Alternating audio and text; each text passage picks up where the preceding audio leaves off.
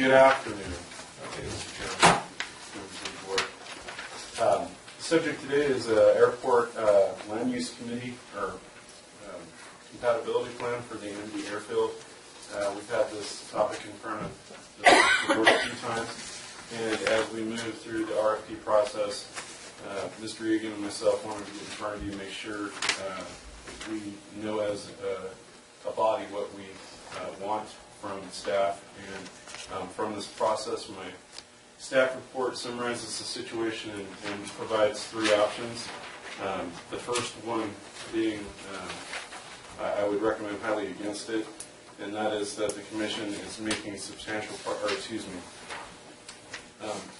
the commission is making substantial progress towards the completion of the airport land use compatibility plan. And these are findings that would have to be made by the ALUC if we wanted to dispose of property if we were successful in the RFP process. I'm sorry, I should say that first.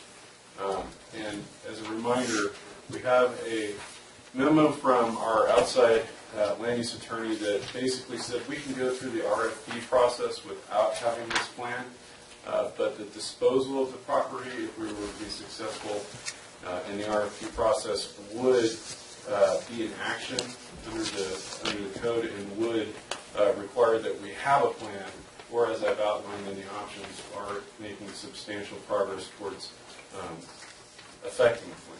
So, you know, really what it comes down to is the board has a choice. Do we want to be closer to hitting the road running if there's somebody that wants to buy the property, in which case we would need to move forward and hire a consultant. And as a reminder, we're not in a position to do this in-house.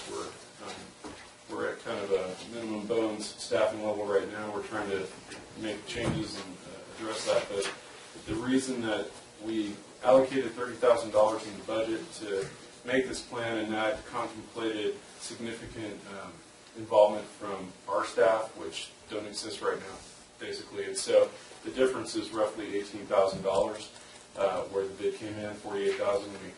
We had budgeted 30. So if the board wishes, we can move forward, have this consultant start the process and get this plan together. You know, that's one option. The third option would be to wait and see what the RFP brings, and if there is no viable bidder, then we would budget in the next cycle for a plan, because the plan is needed regardless of what we do today. So, so we can wait and see. We can hit it now with the board's direction to find that additional $18,000. And those, number 2 and number 3, are really the options that you have before you.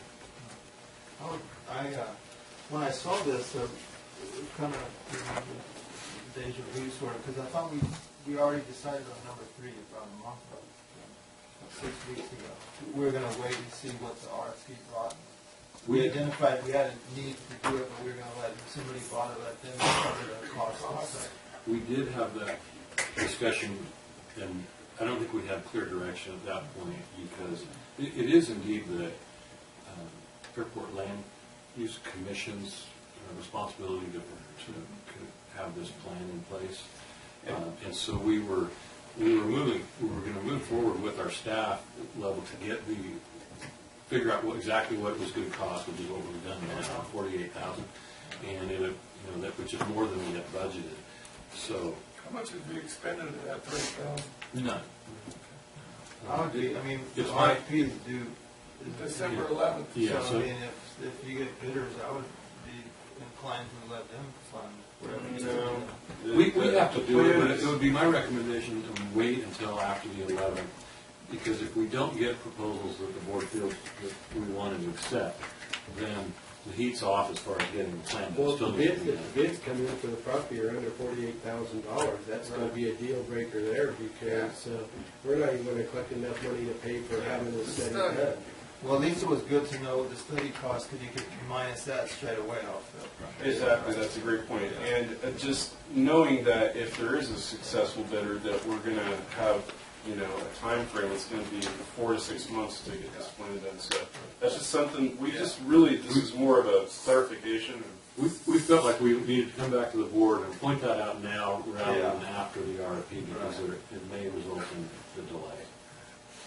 Well, and also to know what we're gonna have to pay to get it done. Right, it factors into your analysis of when you're deciding on bids, for sure. It is a responsibility of the commission to have this process. Yes. It is, and the commission doesn't have a funding source, so tag, you're it. I mean, basically, me and Tom sit on the commission, and we did have a discussion earlier, but it's hard for this commission to make decisions without this done. Exactly, it's impossible. That's why number one is I mean, it needs to be done. It does. It does. I mean, not just for this particular thing. Exactly, but it's a timing issue now for the board because there's this $18,000 that was unbudgeted, and you know we may have the prerogative to go fast or slow. It's up to the Yeah, what I would suggest is if we get bid or proposals that we like and we want to accept in 2 weeks, then we charge forward with the $48,000 plan and get it done and presented. If we get proposals that we don't like, we don't want to accept, then we step back and take some more time trying to find a cheaper way to do it.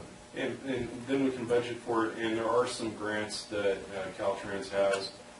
Unfortunately, they're usually about a year and a half, 2 years out. But if the board doesn't move on disposal of properties, that might be the best way to pay for the plan.